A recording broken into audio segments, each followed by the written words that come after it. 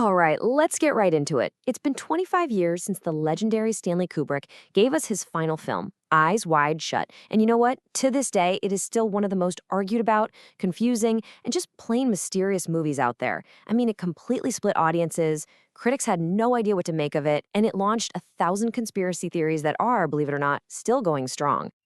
Yeah, when this movie came out in 1999, people didn't just dislike it. They were mad. The trailers promised the super steamy, sexy thriller with the biggest movie stars on the planet, Tom Cruise and Nicole Kidman. So audiences were totally blindsided. I mean, a D- from Cinema Score, that's not just a bad grade. That's viewers basically saying, we were completely misled. So the big question is, right, how on earth did the final movie from a master filmmaker get so misunderstood? Well, that's what we're going to dig into. We're going to peel back all the layers of this thing, from its absolutely insane production to all the hidden symbols, and yeah, even the dark conspiracies that surround Kubrick's death. Okay, so first things first. To really get this film, you have to get the massive gap between what people thought they were getting and what they actually saw on screen. And that whole story really kicks off with its legendary, and I mean legendary, production. 400 days. Let that sink in. A 400-day continuous film shoot. That's a Guinness World Record, by the way. But that number isn't just a fun fact. It's a window into Kubrick's mind. We all know he was a perfectionist, right? Famous for doing tons of takes. But this was something else. This was an obsession that you can literally feel in every single shot of the movie. And this is really the heart of why everyone was so confused. The marketing was screaming hot, sexy, dangerous. But what Kubrick actually delivered was, well, cold. It was thoughtful, slow, and felt like a weird dream. See, it wasn't really a movie about sex. It was a movie about the anxiety around sex, about jealousy, and about how fragile the whole idea of a marriage can be.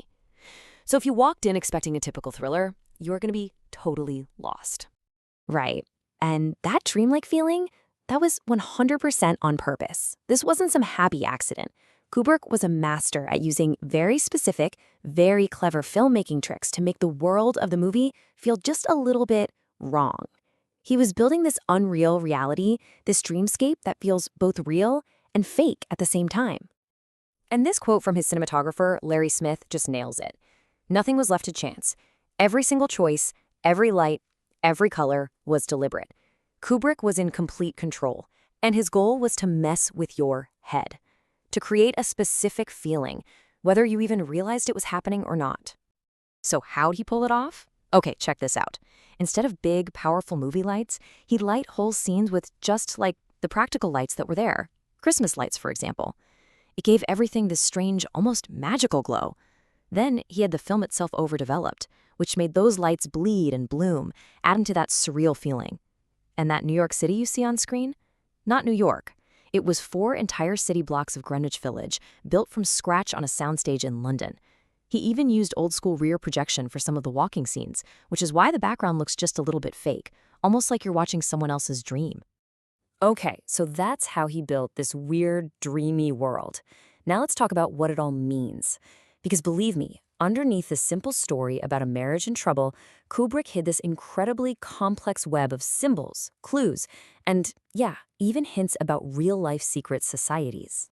One of the biggest keys to understanding this movie is the idea of the doppelganger, basically a double or a lookalike. As you watch Bill Harford go on this bizarre night-long journey, you start to realize that almost everyone he meets is like a twisted reflection of something in his own life, his own fears, or even his wife's secret fantasies. And once you start looking for it, you see this pattern everywhere. It's wild. Like, remember when Bill visits Marion, his patient's daughter? Her whole story about wanting to leave her fiancé, Carl. That's a perfect mirror of what his wife, Alice, just told him about her own fantasy with that naval officer. And the woman at the orgy who sacrifices herself for Bill, she's the real-world double of the officer from Alice's dream. They're both these figures who could destroy the marriage, one in a dream, one in, well, whatever reality Bill is in. And it's not just people. The movie is absolutely loaded with these repeating symbols. At the party, the models say they can take Bill to the end of the rainbow. And what's the name of the costume shop he finds later? Rainbow Fashions. Coincidence? Not in a Kubrick film. You see Venetian blinds all over the place, in their apartment, in Bill's office, creating this feeling of being trapped or only seeing part of the truth.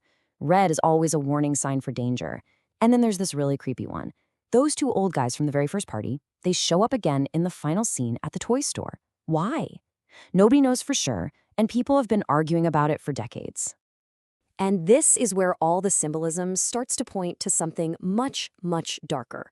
For instance, those guys who pick a fight with Bill on the street, it's mentioned they're from Yale. Well, as this analyst points out, Yale is home to the infamous Skull and Bones secret society. Suddenly, the movie isn't just about one couple's problems. It might be about the corrupt and powerful elites who secretly pull the strings of the world. And that idea, well, it leads us right into the most intense theory of all, the one about Stanley Kubrick's death, which happened just days after he finished this movie. The question people ask is, was he exposing something so real, so dangerous, that he was silenced for it? Now, we're just going to lay out the arguments from the analyses, for and against, so you can see what the debate is all about. Okay, so look at the timeline. Taken one by one, maybe these things don't mean much, but when you line them up, it's a different story. So early March 1999, Kubrick shows his final version of the film to the studio heads. Just a few days later, on March 7th, he dies of a heart attack. Then, fast forward to July, just 2 days before the movie hits theaters, the two top executives at Warner Brothers, the same guys who saw that final cut, suddenly resign. That sequence of events, I mean, you can see why it gets people talking. So it all comes down to this one massive question at the heart of the whole conspiracy. Was this movie more than just a movie? Was it an exposé? And did making it ultimately cost Stanley Kubrick his life? So let's break it down and look at both sides, right? The people who believe the theory point to that incredibly suspicious timing of everything, his death, the resignations, and they point to how the themes in the movie feel chillingly similar to real-world scandals like Jeffrey Epstein. But the counter-argument is pretty strong too. Skeptics ask, hey, if the studio was trying to cover something up, why would they leave all the obvious clues about secret societies in the movie? Plus, there were other reasons those executives could have resigned, and let's be real, Kubrick made controversial movies his whole life and was never silenced.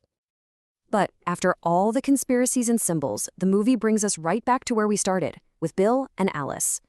After Bill finally tells her everything that happened, Alice says this one crucial line. It's like she's saying, okay, enough with the dreams, enough with the secrets. We need to face reality now, together, no matter how ugly it is.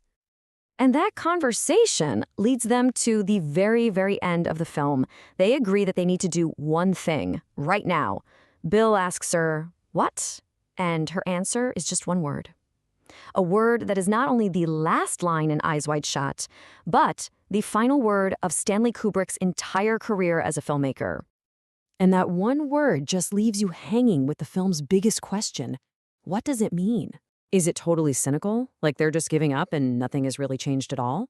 Or is it something else? Is it a raw, maybe even hopeful admission that you can only find real honesty, real intimacy after every single fantasy and lie has been burned to the ground? It's been 25 years and the movie still doesn't give you an easy answer. And honestly, that's probably why we're all still talking about it.